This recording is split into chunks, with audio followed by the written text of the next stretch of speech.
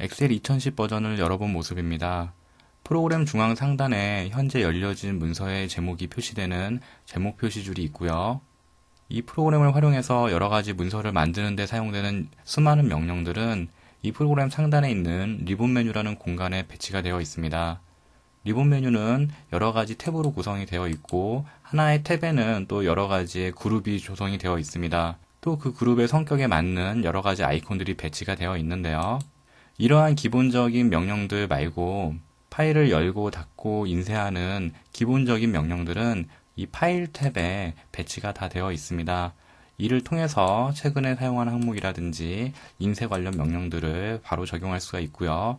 원래 작업 화면으로 돌아가는 것은 파일 탭이 아닌 다른 탭을 선택해서 수행할 수가 있습니다.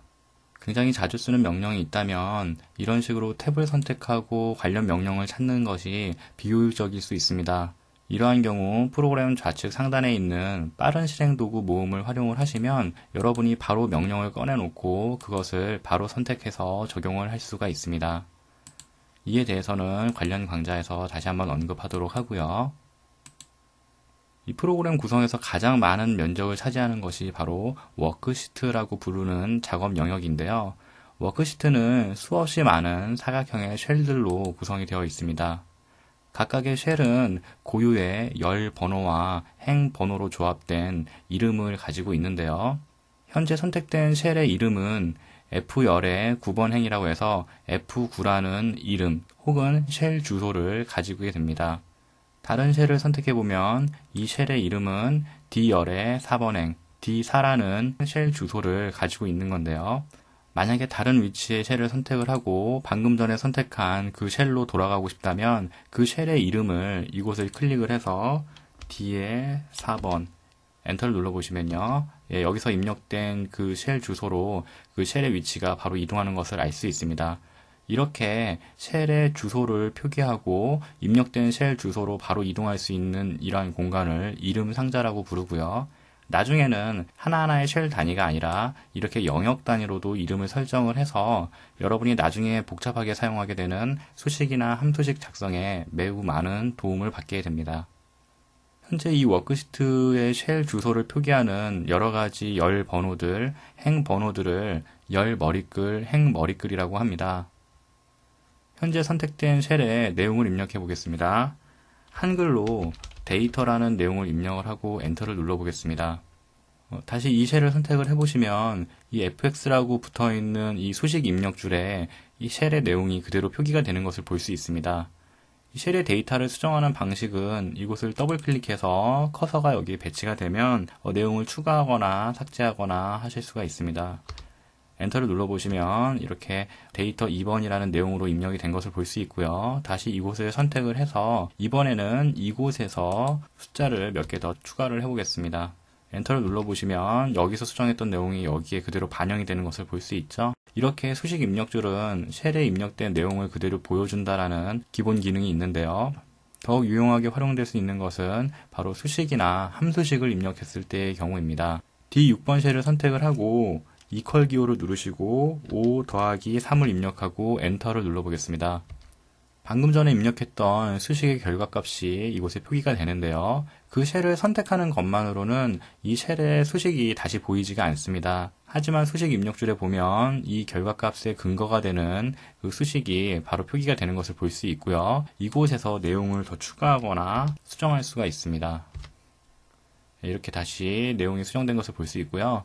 여기에서 내용을 수정할 수도 있는데요. 그것은 역시 더블 클릭을 해서 수식을 다시 불러올 수 있고요. 여기 있는 기호를 바꾼다거나 해서 원하는 내용으로 변경이 가능합니다. 엔터를 눌러보겠습니다.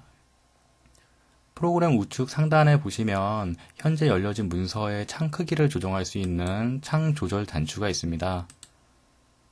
이것을 다시 크게 하고 여기는 X 버튼을 누르시게 되면 현재 열려진 통합문서 1이라는 파일이 닫히게 되는 거죠. 창 조절 단추는 이곳뿐만 아니라 위쪽에도 있는데요. 아래쪽에 있는 창 조절 단추가 현재 열려진 문서 기준으로 적용할 수 있는 단추들이라면 위쪽에 있는 창 조절 단추들은 이 프로그램 전반에 걸쳐서 적용할 수 있는 그러한 내용입니다. 그렇기 때문에 여기에 있는 X 버튼을 누르게 되면 이 프로그램 자체가 종료가 되겠죠.